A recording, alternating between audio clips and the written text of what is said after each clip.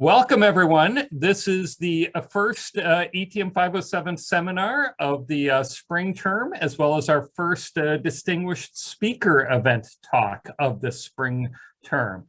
And so without further ado, it's my pleasure to introduce somebody who is doing forecasting on what is perhaps the most critical topic that we are all dealing with today, and have been for the last 2 years.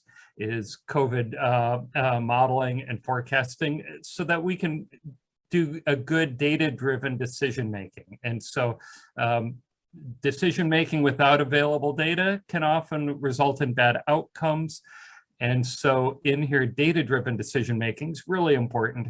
And so it's my pleasure to introduce Dr. Peter Graven from the Office of Advanced Analytics at OHSU, who's been essentially the lead data cruncher for COVID in the state of Oregon and helping us all understand, plan, and respond better. And so without further ado, thank you, Peter. Well, thank you, Tim. I appreciate it. And I'm happy to see such a great audience of 39 people, looks like we have on a Friday afternoon, which is great to see. Yeah, it turns out I thought I was going to have 15 minutes of fame on some of this modeling stuff, and now it's been 2 years. And you know, over that time, I'm starting to have a few things that you know, I do think I can share back and tell people about a little bit about the experience, and a little bit about you know, some things that I think we've discovered. And it's you know, I think for those of you who don't know me, my undergrad degree is in economics, and that was from University of Wisconsin, Madison. And then I came out to Oregon, and I worked, my first job was at Bed Bath & Beyond, helping them set up one of their sites. That was not thrilling. They did offer me a management position right away, but I declined it. That was not my path, and ended up working in market research, really at a local place called Riley Research, and doing mostly survey data. And then eventually moved to Echo Northwest, which is an economic consulting firm in town, and did energy efficiency program evaluation, some land use planning, some forecasting of revenues in the local area. But eventually kind of reached my max of what I was able to do there, and decided to go back to school and got my PhD in health economics from University of Minnesota. After that, I came out here to Oregon. My wife, who I had met originally before I went back to grad school, was from here. I got a job at a research center here at OHSU. And over time, I started getting more and more interested in operational problems. Obviously, OHSU is a research university, but also has a hospital, clinics, lots of data, lots of problems. And the reality is you know, the way I'm wired is I like to solve problems and I like to help people. And it turns out academics was maybe not the best answer for that, or use of my skills. And so I started moving into predictive modeling, forecasting for the hospital, where I could see real problems and I could see that these were helpful solutions for people to make decisions. And so I started moving into that. And of course, what you end up finding is at any organization, if you want access to data for predictive modeling or elsewise, you end up needing to be in IT because that's where you get access to all the good stuff.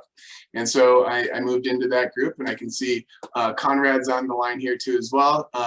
And he's a colleague there, and we work in information technology. And so that's been where I've been for the last 4 years. Really enjoyed it. Great people, great problems to solve, really smart, fun group. So with all that, you know, one of my responsibilities had been to forecast the occupancy of our hospital. And when the pandemic hit, Friday, February 28th, I remember it, I took it upon myself to figure out, hey, what's going on with COVID, you know, at OHSU. I pulled all our data, checked to see if we'd had COVID here for quite a while, just by looking at people's reported symptoms, and actually didn't see. It looked like it was, you know, no different than a normal seasonal pattern of COVID-like symptoms. And so I realized, all right, we are at the beginning of something, and how fast is it going to grow? And that's when I started learning about infectious disease modeling. I think many people assume I was an epidemiologist. Well, I came from a school of public health. I am a health economist. And so, but it was a problem. And I asked around if anybody was modeling it. And a lot of people kind of said, no, we don't really do that. You know, they think about infectious disease from other perspectives. And I'm like, well, I'm going to just work on this then. And so spent a good week trying to kind of understand the methods that are being used and start putting together some projections. And those projections, you know, kind of in a fateful day, I guess, I finished my projection and I handed it to my chief medical officer, and she just froze. And then she said, we got to take this to the CEO. We took it to him and he froze. He's like, we got to go to the president of OHSU. And he looked at it and said, well, we got to go to the governor. And immediately that projection went from in my hand to the governor's office within a day. A few days later, we shut down the state. And you know, maybe that wasn't the ideal strategy. Well, we can always replay the tape and see what happened. But at the time, we knew we were going to have to do something. And it was that was kind of my entry into pandemic modeling. And it was really just a matter of trying to put together, you know, any data that we had on what we saw and trying to maybe curve fit, maybe use some of the the SIR methodology, which I'll share with you a little bit, and try to make it, you know, try to help people figure out how much time did they have to prepare, what was going to happen, and maybe what sort of actions would be wise ones to take. So that was then, and then I've been producing weekly forecasts for over 100 weeks now. And so they come out and you can, they're publicly available, so you can download them. I just uploaded one about a half hour ago. And they were weekly. I've moved to every 2 weeks. We'll see how long that lasts. We are in probably one of the best positions we've been throughout the pandemic in terms of a lot of immunity, a variety of types of immunity between vaccination, infection, combinations of both. And so we'll kind of see what is upcoming. But the title of this talk is, it's mostly assumptions, modeling a pandemic. And, you know, it's maybe a lighthearted view of what goes into modeling. I think most of you, if you're in engineering space, you understand the idea of a model and how much of it can be based on assumptions. And here I might dramatize that a little bit, or exaggerate it a little bit. But the reality is, in order to predict these things, sometimes, you know, you have to make some assumptions. And if you don't, then the results aren't going to be plausible, or somebody else will decide they're going to look elsewhere for their answers. And so I've been pretty consistent about, if there's a new issue, I want it to be in the model. And so I've been trying to build in different ways to account for things that people are thinking about. All right, so with that, I'll go into the what was so scary in your report that caused it to immediate elevation of the governor? Well, the report showed that exponential growth is very fast. And if we don't do anything, it turns out COVID would have infected our entire population in about 2.5 months, and it would have been over, of course, with an extremely high death toll, overwhelming our hospitals, all those types of things. So it is no joke that we did need to do something. And over time, we've learned better and better policies that are more and more effective with less kind of deleterious cost involved. But the reality is, at that time, we didn't really know, and we just kind of closed up shop. And you know, the reality is that it would have grown very fast. Even more interesting is the virus we have now is 3 times more transmissible than the one we had then. So it's kind of interesting to compare. All right, we'll start at the end. This is the chart that I wanted to produce for people. I wanted a simple chart about where we are in the pandemic, where we've been, and what's upcoming. And I've learned a few things, and while many of you are probably pretty adept at numbers, most people are not. If you tell them a percentage increase or a value, those numbers all wash along in their minds. And instead, a visual representation of severity, it turns out to be pretty valuable. And so what I'm showing here is the main thing I forecast and the main thing that I display to people. And it's got a lot of, it may seem simple, but it's communicating a lot of information at once. And I picked the outcome, COVID positive hospitalized patients, because pretty early on, I realized that, an infection that you're at home with, you recover from, isn't a problem for us. We may have a lot of them, it may expand very quickly, but if you can recover at home, we can handle that, and we will. What is a problem for us is if you need a hospital, because we have the fewest hospital beds per capita in the country. And so when that severity happens, then we have a problem, because we will run out of beds. And not only will you have a less chance of surviving COVID, but anybody else who needs a hospital bed will have impacts from it. And so I had a suspicion that we may not take efforts just to prevent an infection, but our hand would be forced when we run out of hospital beds. And I wanted to make sure that we were able to prevent the bad scenarios in the hospital. Quite frankly, I work with a lot of clinicians who are in the hospital every day. We'd seen scenes in Europe, actually in the East Coast, of completely overwhelmed hospitals and physicians and nurses and all the staff just being swamped. And I really did not want that for us. And that is in part why I wanted to make sure people had information early, is to prevent those worst case scenarios. And so, this chart is the one I've been using. What you'll see from it is that, you have the 6 different waves. If you didn't know, we've had 6 waves in Oregon. And it shows the general severity level. Delta was our worst one. Omicron was more recent. It looks bad, but actually it was a little bit different because it had a lot of incidental hospitalizations. So we start at the end, and how do I end up doing this little red line that comes out? Well, it turns out we need to know a lot about, there's a lot of information that's going into forecast that little bit. And I'll talk to you about the data and then the assumptions. So the main data we have is the history. And why is that important? Well, while that is just the hospitalized population, we don't actually have a great measure of how many people were actually infected. What we do know is that if they get sick enough and are to be hospitalized, we will definitely find out if they have COVID at the hospital. We are not going to let someone with COVID just hang out there without a test. And so once they get to the hospital, we have a good sense of them. So then the question is, well, if we know exactly how many of the severe ones are in the hospital, maybe we can infer how many infections are going on to cause them. And so then all we need to know is an assumption about, of all the people that are infected, what % get hospitalized. And then we just do the reverse calculation to figure out the infections from this. So I felt like this was a good bit of data that was pretty accurate as to what the true impact of COVID was. And it didn't rely on us testing the population. Why are people getting tests? What kind of tests? Availability, all that sort of thing. It doesn't rely on that. It actually just goes with a kind of a more pure signal with the hospitalization. Now, the drawback, of course, is that it's lagged. So, you'd love to see people before, as soon as they're been infected, or when they get symptoms, or when they test positive as a case. But now we have to wait a little bit longer till they show up at the hospital. So there is a little bit of lag there. But because it's got a better, clean signal, I think it's better for modeling purposes.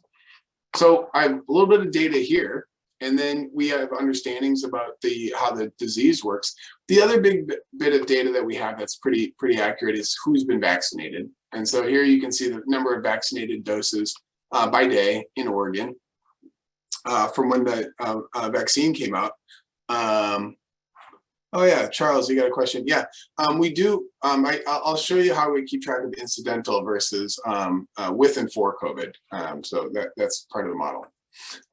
So we have a pretty good idea of what's going on with the vaccine doses, and those are measured pretty accurately. And so you'll see a little bump right here at the end. If you're thinking at home, we just opened up boosters to the 50+ group for their 4th booster, so you can see some of those already happening. So those are a bit of data. And a lot of the others would be, I guess you could consider them point estimates of data, we have a model that we're use. And if you haven't seen these, they're fun to play with. This is a very simple version that's called the SIR model. And what it's describing is, you know, imagining people moving between compartments, susceptible to infectious to recovered. And then we have differential equations which describe how many people are going to move at each interval of time. So ds/dt is your common differential of change in susceptible over the change in time. How much is our susceptible population going to go down over time? Infectious, that category is di/dt. And you can see it has some terms here, the beta times the number susceptible, the number infected, and then this gamma, which refers to the recovery period of being infectious.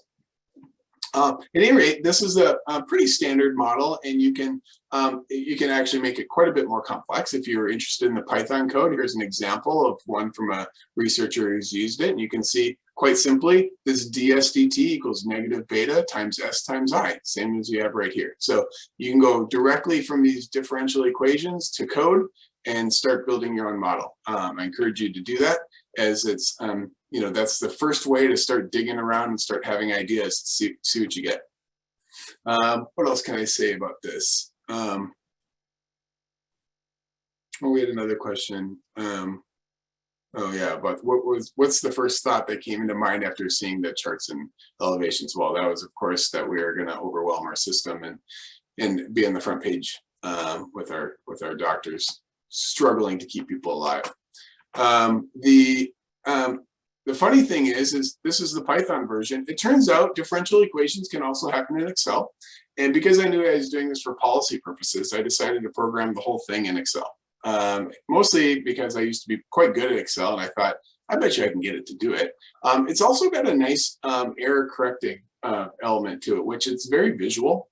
And so when you're trying to do things fast, your eyes can take in a lot of information, and it's nice to in Excel you can see a lot of information and patterns pretty quickly, whereas code, it's a little trickier to really interpret. You're just dealing with lines, and it's harder to see patterns there. And so I like having the Excel format, because I can see errors actually quite a bit quicker. And so I've programmed this all in Excel. It's kind of fun. Alex Nielsen, who I don't know if she's on the call, but she also works in our shop. She's at systems simulation engineering. She actually was able to reprogram it in R, I believe. And so just to kind of check it. And so we have a couple of versions of it. All right, now what are the assumptions? So we have a little theory of how things should work. And we have a few data streams. Now, what are our assumptions? Well, it turns out just knowing how many people are infectious, we need to know a lot of things to figure out how many people are going to be hospitalized on each day. No one cares how many people are infected or severely infected. You need to predict the actual thing that people can see, which is the number of hospitalized people across the state, because that is what the hospitals are dealing with. They don't, you know, you can talk about admissions and they'll say, well, I haven't had any admissions for a few days, but we are full. We have too many people, right? And that's the ultimate metric. And so really focusing in on what is the key metric that you want to forecast, not the one that's simplest to forecast, the one that is most relevant to people. And so in order to build the model out to be able to do that, we of course need to know the R0 of the virus. That's sometimes considered, or it's doubling time. And probably most of you have heard of R0 by now, and that's basically just the metric that's used to describe how fast viruses transmit. And you know, the original virus had an R0 of 3, which meant each person that got infected, on average, would infect 3 other people. Of course, then they infect 3 and 3 and 3, and that's exponential growth.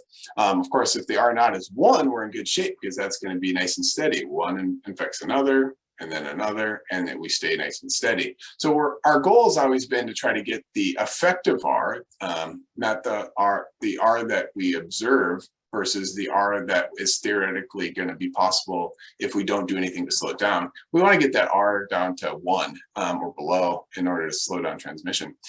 So R0, we have to know what that is. It doesn't just tell you; you have to estimate it somehow. And you know, it's an assumption in the end, or you could say a point estimate of what that is. Each variant is going to have a slightly different R naught, so you got to understand that. You got to know when the first infection was.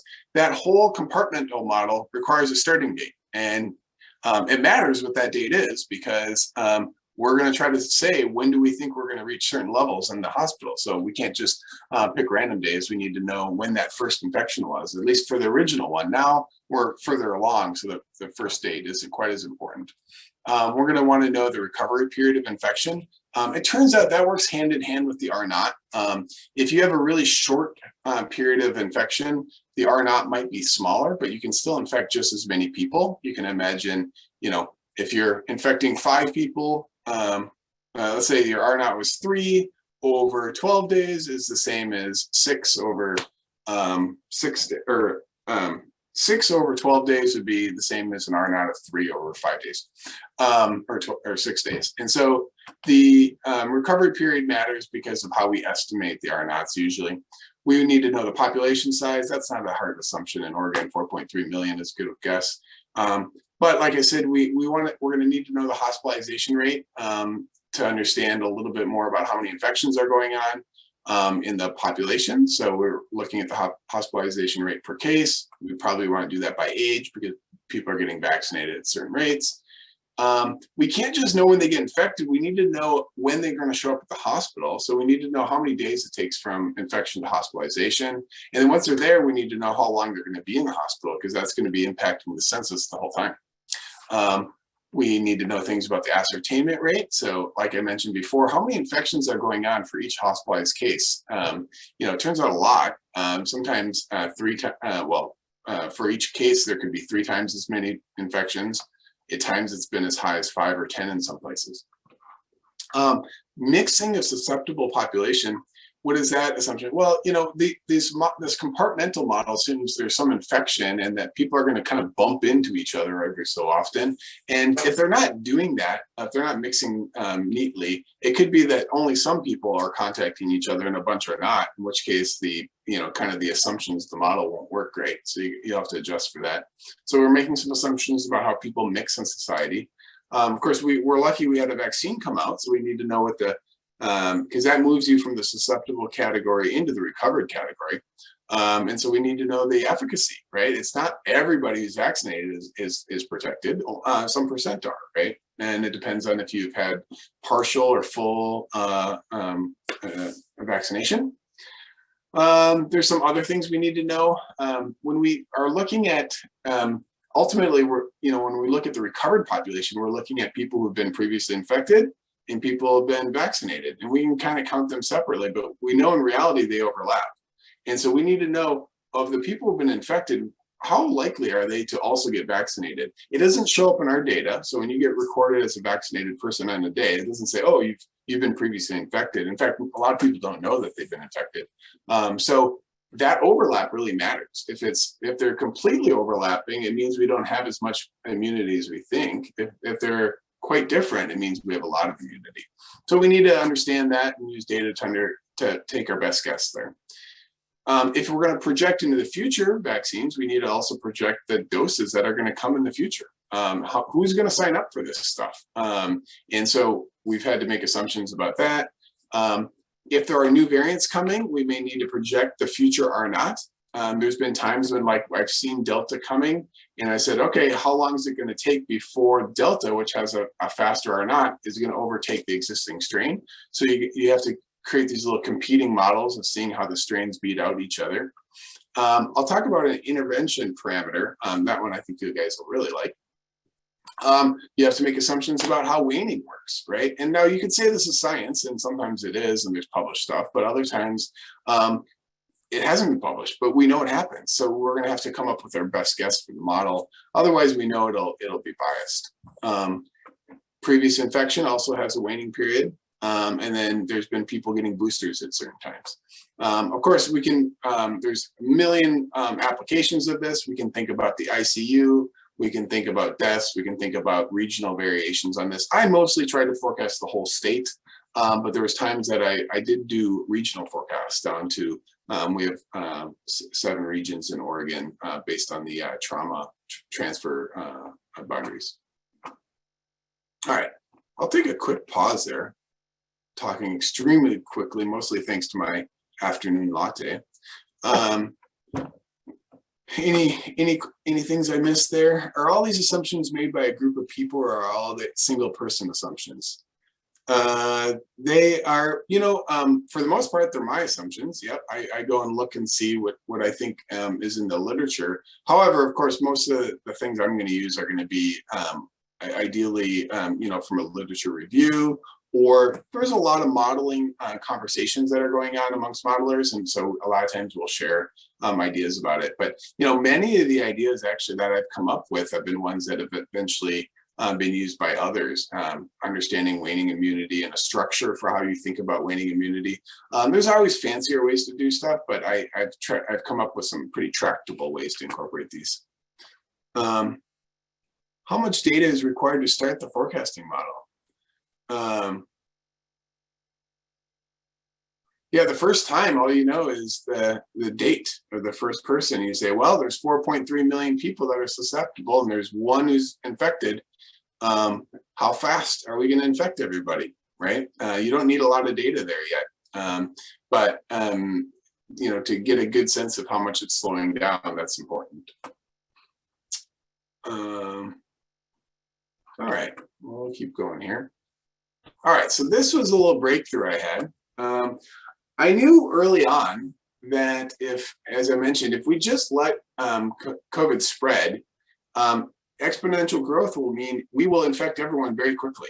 And we were not going to do that. And it was pretty clear from countries ahead of us that there was a lot of steps that people were going to take to slow it down. How do you think about people slowing down a virus? What is the right way to do that? Well, there was a paper, actually, I talked to my brother about the idea that I had, which is like, well, once it gets bad, people are going to kind of hide out and they're going to try to slow it down with their behavior. And then when it gets better, they're going to come out and test the water again and they'll get worse. And he's like, oh, that sounds like kind of like a optimal control theory approach of, something that has some sort of fundamental zone that's supposed to be in. When it's out of whack, there's efforts to bring it back into equilibrium.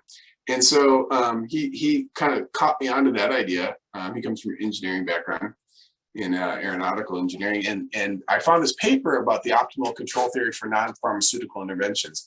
NPI is basically what we're describing of all the kind of non-vaccine stuff that helps slow down the virus. And so that could be wearing a mask, could be staying in your basement, or lots of behaviors that people are doing. And what they showed is if you introduce this one UT parameter in that pretty traditional SIR model, you can if you know what it is, then that you can account for it. And so my idea was, well, how about I solve for that parameter? Let me think of all the things I know about the virus and what I'm trying to predict, which is the census, and see what I get when I plug it all in, and then use that variable to be my variable that can be solved for. And so I use maximum likelihood to figure out what that should be every week. And when I plot that out over time, I start seeing some patterns in it. And they were patterns that I thought were actually pretty poignant and useful. And so that's been my modeling approach. It's different than others, but I found it effective, and I'll show you why. So in isolating UT, this is UT is measured in, I'm showing it to you in the form of points of R naught. It is how much slower is the virus spreading than it would otherwise without us doing anything about it. So do we get to subtract 1 point, 2 points, 3 points, or 4, or even 5 points from the R naught? And this is trying to measure that. And so it's the residual of the model, essentially. And so what you can see is we started off at 0. And of course, we start popping up pretty high as we shut down the state. And it comes down, it goes up and down.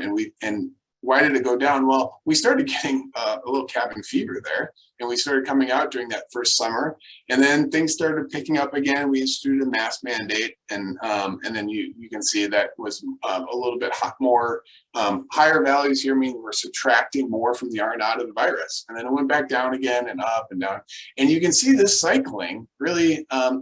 Well, A, it matches the waves, but B, has its own kind of pattern, which I fit for a while as a sine curve. And it turned out to mostly work. It's hard to calibrate some of these bigger peaks that I've been having with it. There may be some other reasons for that, but it gives you a parameter that I can say, hey, if I know what the next orange dot is, I know what the census is going to be. This is the thing I'm trying to understand, and it's the thing that's hardest to measure. We don't have a measure of how much we are slowing down the virus. We can look at survey data and see what people are wearing masks or see if they're going to the bar and restaurant as much, but it's not fully calibrated. And there's a lot of things that you can't observe either way. So I said, well, let's just have it all get picked up by this. And you know, you kind of start to have a sense of where are people in terms of how much transmission are they probably preventing. All right, we'll keep going here. How does your data plan for a super variant? For super variant, you know, obviously you can't, the model can incorporate whatever I want for the future. And so if you have an R naught in a virus, I can have it being included.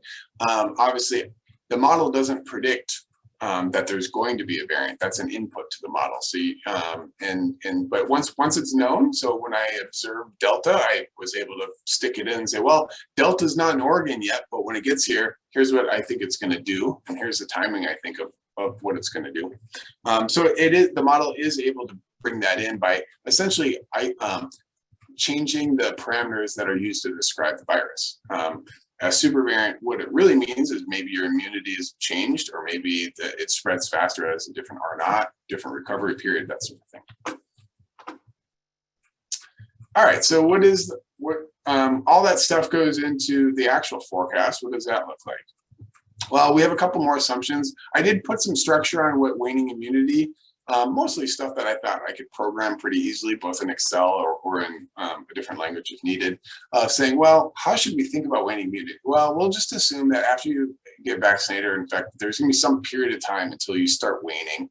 And then over some period of time, you're going to lose all your immunity. And so it's kind of probabilistic across all the people. And so anyway, I created some structures there. I assumed that some people are going to get boosters and not wane. So if you get your booster on time, your immunity doesn't wane hardly at all. Or well, depending on the variant. So anyway, some structure there on how immunity works. You can see here a big part, and to your question, Steve, is the genetic sequence of the existing strains. You can see this is a great site. If you have not been to outbreak.info, they have nice genetic, all the genetic sequencing data from GASAID. And you can see here the green one and red are both BA2. And so even before April started, we were probably completely BA2 already in Oregon. Usually the last few data points in here are pretty, some uncertainty on them, but I know in internal data at OHSU, I also see that BA2 is almost entirely the circulating strain. And I convert those things into what the R naught of the virus is. And what you can see here is the historical is the original virus had an R naught of 3. And then over time, as different variants became online, there was gamma and beta and alpha and delta. And then now we're actually, this is a little bit old now, we actually with Omicron, we're actually even faster than either of those. Okay, let's skip that one. Here's the herd chart of that. This is graphing those S, I, and R compartments over time. And you can see that we start out susceptible, all orange, and eventually just a few people are infected at any given time. The blue is pretty thin, but eventually you move into the gray category, being recovered. You can see a giant spike. And what was that? Well, that was Omicron. What happened, and hopefully most of you know this now, is that all the immunity we had built up before Delta and during Delta kind of went away if it was due to vaccine. It turns out that Omicron didn't really care if you've been vaccinated, you were still going to get infected. It was still going to prevent you from getting hospitalized at a very good rate, but you did become eligible for spreading it, and that was actually probably one of the missteps I would kind of suggest, is that going into the holiday season, I think a lot of people had said, oh yeah, you can have, if you've been vaccinated, you can have gatherings indoors with family members. It turns out that was not true. The virus loved that because vaccinated people weren't really protected. And so we infected a lot of people over Omicron very, very quickly, and mostly in the Northeast, and then it moved kind of to our area. We had a little bit more lead time that helped us with a better than average performance.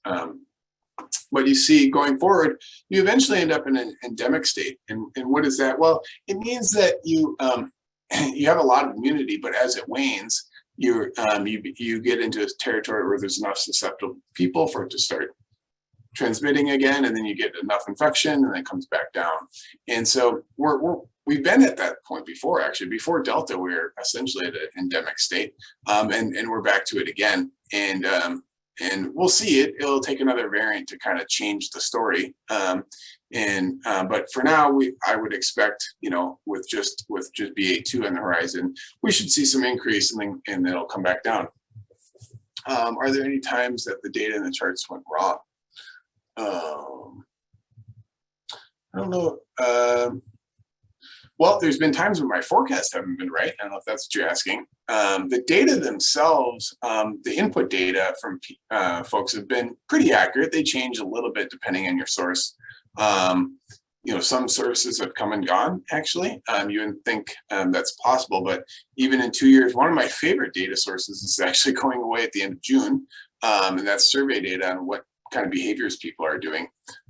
So the input data does change, and actually part of the issue with this whole project is you have to go and figure out what data is being updated. Where is the state updating their information on vaccines or cases or hospitalizations, and download the best versions of all and most updated versions. I'll show you my forecast history. That might answer your other question. So this is my forecast actually from today. So you can see that I'm expecting us to have an increase in our hospitalized population. That's about a little more than doubling where we're at today, around 100, getting up to maybe 220 there in a month or so, about 2 months, it looks like. So pretty gradual. You can see, if that's true, and we'll see if it could move around a little bit from week to week here. We don't have all the parameters I would like to have in terms of what's going to happen here. We are seeing some stuff happening in the Northeast already, so I think that'll probably tell us a little bit about it. But you can see this peak is nowhere near, actually hardly any of the peaks. It's nowhere close to Omicron, nowhere close to Delta. Probably pretty manageable. We know that the incidental rate has been higher during Omicron in particular. We had an extremely high infection rate going on. And when you infect that many people, you will, even if you, aren't sick with COVID, if you just, you're asymptomatic or mild symptoms, you could break your leg, go to the hospital, and now you have COVID there. And we do report those people as COVID, but as you can see here, I can kind of adjust for that based on some different data, actually data I see at OHSU, and say, well, how many are likely really there for COVID? And you can see the number during Omicron was actually quite a bit lower. Even though the peaks between Delta and Omicron were really similar, the number for COVID was actually quite a bit lower during Omicron. And I think hospitals felt that it wasn't nearly as bad as Delta. And going forward, I'm expecting incidental to continue to be part of it. And so you can see here, even in this next wave, I'm not seeing a lot of people that are going to be in for COVID. And that's because the vaccine has actually been very effective, and it lasts longer than you think in terms of how well it protects hospitalization. Now, we are seeing some weakening in the vaccine for older people towards hospitalization, and that's probably in part why the boosters have been promoted for them. Here's my forecast history, and you can see here I have every edition, actually going back for this. The Delta wave I did really well and pretty much nailed it, and then we came out of that, and You can see that I had a few forecasts that were pretty high, going up to 2,000 beds. Some that were in 1,500s, and then what we ended up with was around 1,200. You might say, "Wow, your model's terrible." It actually wasn't too terrible. This level, if you do it on a per population basis, is what plenty of other states reach these levels. And so it's, in fact, some got as high as 3,000 on a per capita basis. So it certainly wasn't out of the realm that we could have got this high. And it was a very tricky modeling problem, because all of a sudden you have Omicron, which says, oh, you thought you had immunity from vaccine or something, but you don't. It turns out you're going to be infected through that. Now, what we find out later is that even though you were getting infected, your odds of being hospitalized were actually pretty low. And so that's great. You can see going into the future, though, we have last week's forecast and then this week's forecast here in red. All right. Some of my favorite data that are fun to look at. And like I said, we don't really know how all these things exactly connect to the UT parameter, or the how effective they all are. I mean, I'm checking all the time, but you know, it's getting a clean estimate of how much masking helps or hurts is in a kind of a public environment is hard. But you can see the red line is Oregon's masking rate. Back in June of, well, it's beginning actually last April, CDC and others started recommending, hey, no need for masks, you know, we're doing great. And indeed, lots of people took off their masks, leading right into Delta. And then once Delta took off, everyone's like, well, we did a mask mandate in Oregon, and lots of other places got pretty scared. And so everyone put on their mask again. You can see Oregon had a really high masking rate going right into Omicron, which is the wave here. And a lot of other states, though, notice how low their masking rate was leading into Omicron, and they quickly raced to try to put on their masks, but it was a little bit too late. They had much worse outcomes. Trying to react to a thing is pretty difficult. Once the virus gets going, you know, you don't do as well. And then you can see here at Oregon, we got rid of the mask mandate, and our masking rate has plummeted to right in line with the other regions of the U.S. Time with others indoors, another great indicator of when you might get more transmissions if you're indoors with other people that are from your household. And you can see that went down dramatically during Omicron. People got pretty scared, and then it's been gradually increasing ever since. Now, the good news is both this measure and the masking measure are pretty low, which means we should have a lot of spread going on right now. And so the good news really to me is that we don't have a lot of spread going on. We have kind of minimal amounts. It's probably increasing a little, but that's a sign we have a fair bit of immunity. Bar and restaurant use, another one. These are asked, they're survey questions asked. Actually, if you have Facebook, it's a Facebook survey. So if you ever see a little button that says, hey, do you want to do a COVID survey, click it and you'll get these questions. And then I have access to the microdata, and so I can look at some patterns here, but it's also publicly available. Bar and restaurant symptoms, you know, we're not imagining COVID. People really did get sick. This is the percent of people that were having symptoms consistent with COVID. And you can see it jumped up really high during Omicron wave in Oregon and other regions of the US, but it's dropped down again. So we really are in a different spot than we were. Interesting data, vaccination status masking rate by vaccination status. You can see the vaccinated people had a higher masking rate all along. But it did decline going into Delta, and then during Delta, they shot back up with the mask mandate, but so did the unvaccinated. They did increase, but notice their masking rate was always about half of the vaccinated. That was actually pretty problematic because the unvaccinated were the ones who were most likely to get hospitalized. And for the most part, this didn't work. We infected a lot of unvaccinated people during Delta in Oregon as well. And that was probably our worst wave, unfortunately. All right, some other things. There are forecasts that the CDC does. And so here's the current one.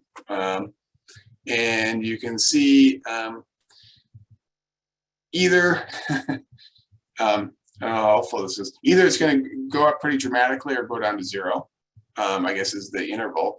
The ensemble, or the average of a bunch of models, is kind of a flat with maybe a slight rise at the end. And they, one thing I learned, and this probably goes against a lot of scientific principles, but when you present data like this, people don't know how to make a decision from it very well. And so my simple line, even though there's obviously uncertainty built in, there is so much uncertainty that you can't actually even reflect it, right? All those assumptions, every single one of those has giant pools of uncertainty around them, right? And some of them you could never even put a confidence interval. Like my projections of how many people are going to get vaccinated over the next 3 months, how could you, what statistical method could you even use for that? And so the reality is you really can't build in, and I think many of you might know about ways to, bring in errors through simulation. You really can't do it very well here. What you can do is say, well, whatever process I've been using to come up with these forecasts has some sort of property in terms of how right or wrong it's been. And if you're willing to make that assumption, then you can do like basically a posterior type uncertainty, which is basically how wrong are these forecasts usually this many weeks out. But wanted to share that. Yeah, and I guess that's all I had in terms of the slides. Talking quicker than usual, but why don't we use that as a way to pause, and then I'll go ahead and start taking questions, and we can kind of dig into some of these pieces. Any questions that people want to verbalize? So this has been excellent. There's a couple of questions in the chat. I had a question also. When I knew you and some of the people on your team, I was wondering if you were using methods like agent-based modeling in doing this. And it seems like that would be a way of exploring the impact of some of those assumptions in a meaningful way. Can you reflect on why you used the method you did? I mean, it's working really well, so I'm not criticizing method. Yeah. I'm interested in the decision process there. Right. So actually, my first method was actually a curve fitting process. Actually, I was just like, hey, what happened in South Korea? What happened in China? Let's line it up and say that will probably happen here next, right? And then I moved into and once the SIR model started stabilizing and I started feeling like I was getting predictable outcomes from that, I kind of switched over to that completely. But there have been agent-based models. The reality is we just rarely have enough data about the individuals. So I've really optimized this to the data that I think I have the best fidelity on and the assumptions I'm most comfortable with.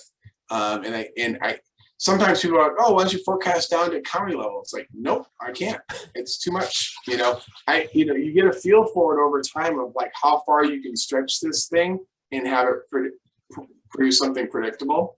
And the agent-based model has been nice for understanding a couple things. And I haven't produced them, but I've looked at them in terms of the mixing assumption. That's great for agent-based modeling, right? You get to see exactly what the likelihoods are of people interacting. And so that's been pretty interesting. Still hard to deploy in kind of a population level.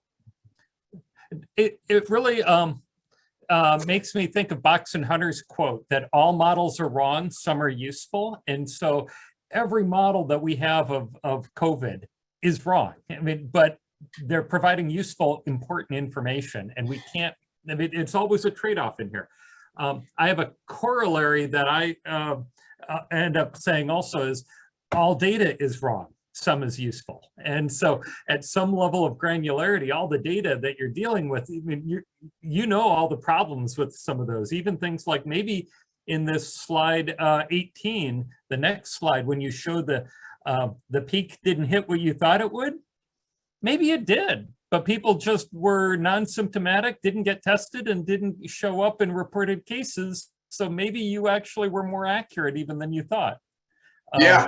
Oh, that's yeah, interesting. Yeah, I think there's definitely been yeah, some issues with the data at times. You know, one of the things, I do know about the census is it only includes people, hospitals only report patients who have an active infection flag. They have COVID. It turns out there's a lot of people who get COVID, go to the hospital, the COVID goes away, but the complications remain. And so they could be in the hospital for months after their COVID is gone, right? And so I think most people think of them as COVID patients, but from the hospital perspective, they're no longer contagious, right? And so they're treated differently.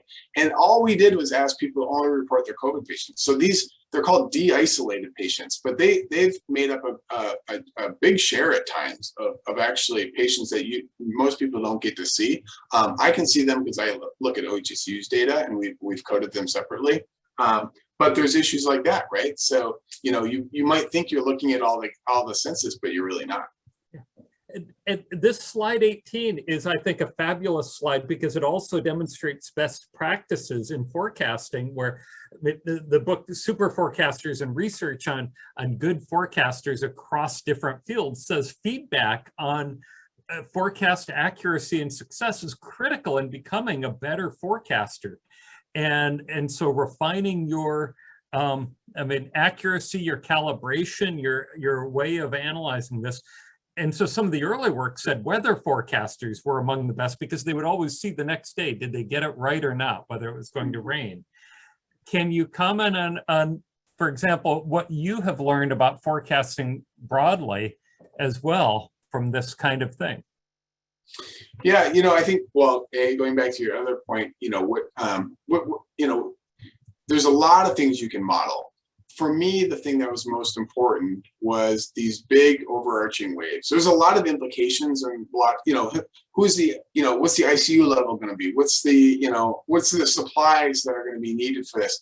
I was going, if I can just get these big picture waves right, the rest people are going to figure out on their own.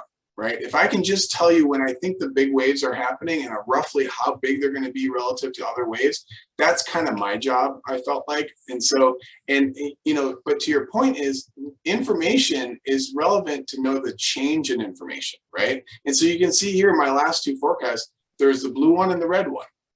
Well, it represents, yes, a decrease or a change in the timing of what I think is going to happen. And so being able to communicate that is important. I think most forecasters don't provide people their previous history, and certainly don't provide it in, they'll once in a while come out and say, hey, this is how well the model's performing, but they're very reluctant to show stuff like this. You'd be hard pressed to find forecasters that are doing that.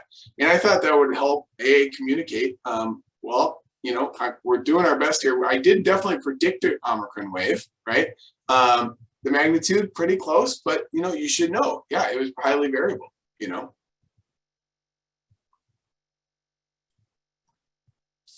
What else can we say about that? I think, and it becomes increasingly hard as data sources go away. All those great data about masking, indoor time with others, bar, restaurant, all that's going away on June 25th. And so now we just lose a little bit more impression of what are people really doing? And if behavior is the big driver, which I believe it is, behavior and policy, I don't think necessarily that policy leads behavior. It turns out there's been lots of times people's behavior has changed and there's been no policy at all, right? So sometimes behavior kind of leads policy, and policy is like, yep, okay, we got to do it. And so it's not necessarily causation from policy to behavior. Sometimes they are kind of intertwined, actually. So that's another point I like to make. So a policy change that's scheduled to take effect soon is April 18th, the expiration of the federal transportation mask mandate. So with that, suddenly allowing great spreading across airports and flights and across state boundaries really quickly and efficiently. How might you try to incorporate that into your forecast for what late April and May will look like?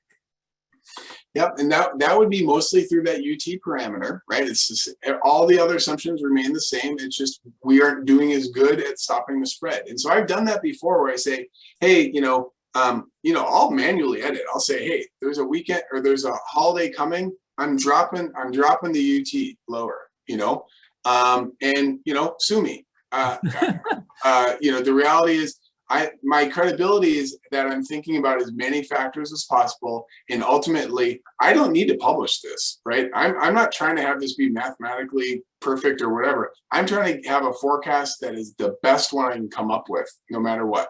And so, if that means I have to put in a Thanksgiving Day effect, I'll put it in, and I'll figure out my best guess for it. Great. And so that's part of the modeling accuracy part is, I'm okay to be judged and just take my forecasts and tell me, look at those. The math that goes behind them, there is some good math. I'm using a lot of good fundamentals, but there are times when I'm like, nope, I need to smooth the data. This doesn't it doesn't match conceptually with what I need. Not smoothing the outcome, but smoothing an input data stream. I'm like, I'm just going to smooth it because I know that fits with what I believe is happening. And if I don't understand what's going on in the model, I'm not just going to throw a bunch of data in and see what happens. That is not what we're doing. Yeah. Excellent. This has been great. I really enjoyed this whole presentation. This was fantastic. But we have time for a couple more questions. So if anyone from the chat. So feel free to take a look, pick any of the questions that might be remaining. Oh yeah, we do have another one there. Is there any chart data model related to COVID case rise fall after the Oregon government lifts up usage mask? We are seeing some increase since the mask mandate. We are seeing some increases in cases, and you might say, oh, well, is that BA2 or is that masks? Well, we can find that out a little bit, right? Because we know that mask wearing rates were a lot higher in Multnomah County, in some of the counties in the Portland area than they were elsewhere. If we're seeing increases in cases there, then it's probably related to masks. And indeed, that's what we see. So we are seeing some increase in cases in the urban counties right now. That are more than we're seeing in the rural areas. So that to me says, yes, masks had prevented some infections and now those are coming through. More so than it just being BA2. If it was just BA2, we'd be seeing increases across the state because BA2 is everywhere now. And it's not exactly what we're seeing. So that's the sort of kind of, you're both doing, you're trying to identify impacts and then try to push them forward into the model as well.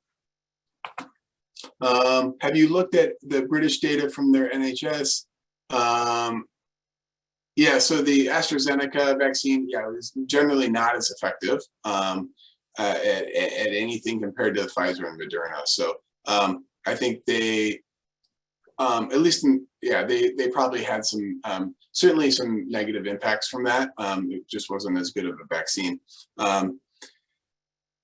And I don't know how much, at this point, there's been so much immunity gain through infection that, in a way, the vaccines, they still prevent people like myself, who I don't think I've ever had COVID, and I've been vaccinated. I'm hoping that if I get it, it should keep me out of the hospital. And, even though my last booster was in like September.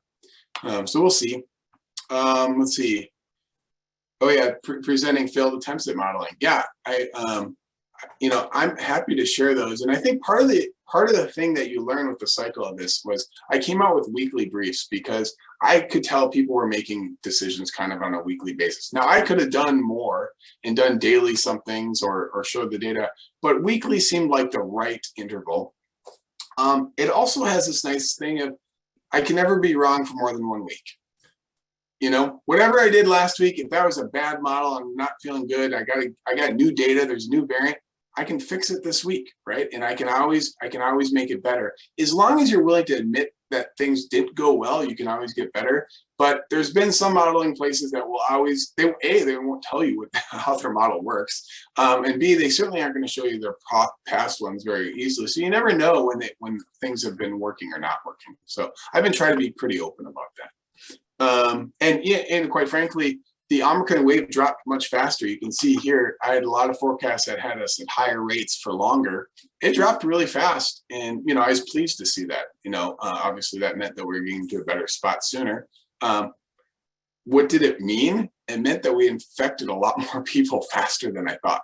That's the only way it drops that quickly, is when you actually get to those herd immunity effects, where so many people have gotten it that the virus literally can't find more people anymore.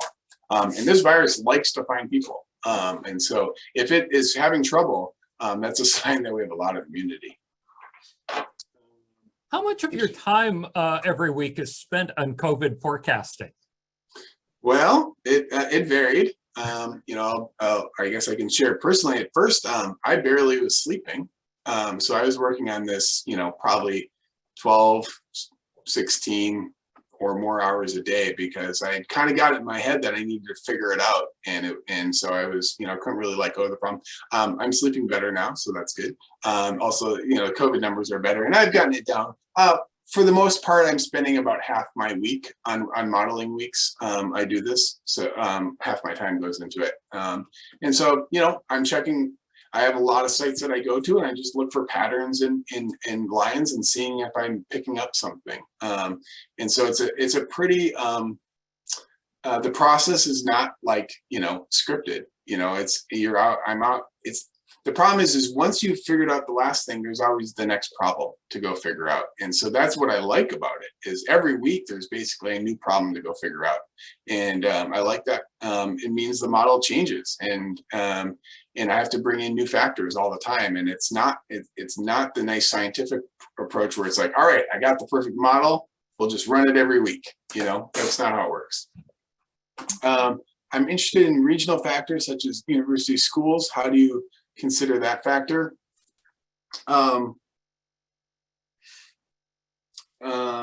Let's see, I don't know if I totally understand. I mean, certainly universities and schools have had impacts at times.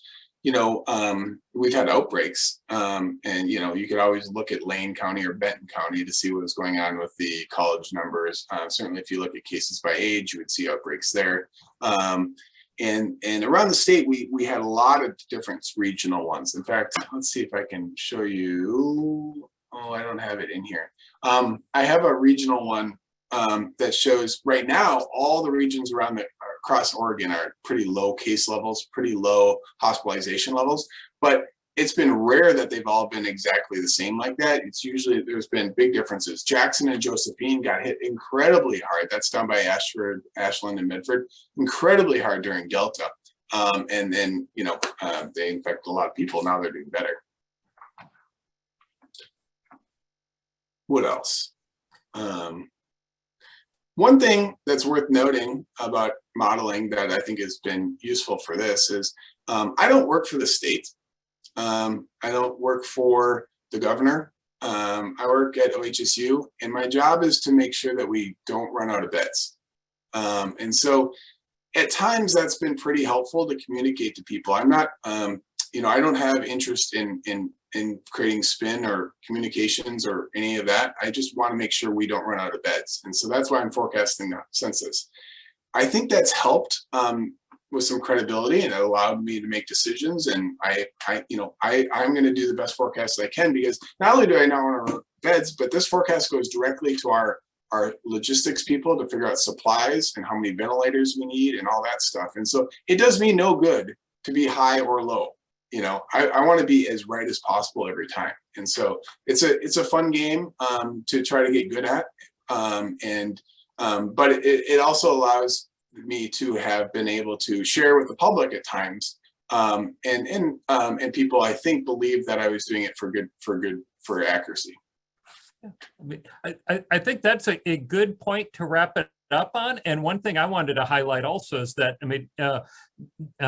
the information that you've provided has helped decision makers make decisions and implement policies that have literally saved many lives.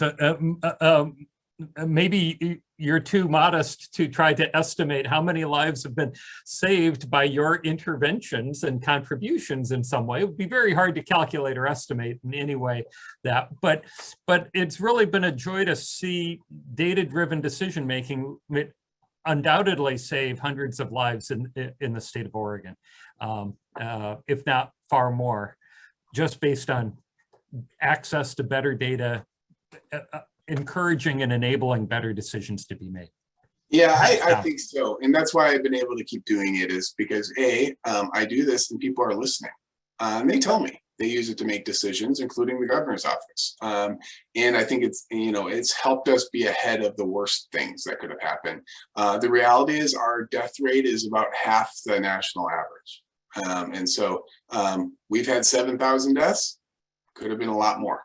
And now, would some of those not have happened anyway? Yeah, probably. But I think we've taken a lot of proactive measures to mitigate some of the worst. So I think there's, I certainly don't take credit for those. The decisions go to people who decided to say, hey, I'm going to do something here with these data. Great. Well, thank you very much. And thanks for also the excellent questions in the chat and contributed in here. But thanks, Dr. Graven, for both the presentation and everything you've done for the state over the last 2 years. So, I appreciate it. It's happy to be here. Feel free to always reach out and, let me know you saw it, and we can happy to chat about anything you guys are thinking about. Great. Thank you. Bye. Have a great weekend, everyone. Stay safe and stay well. And I guess let's stay masked. So. Bye.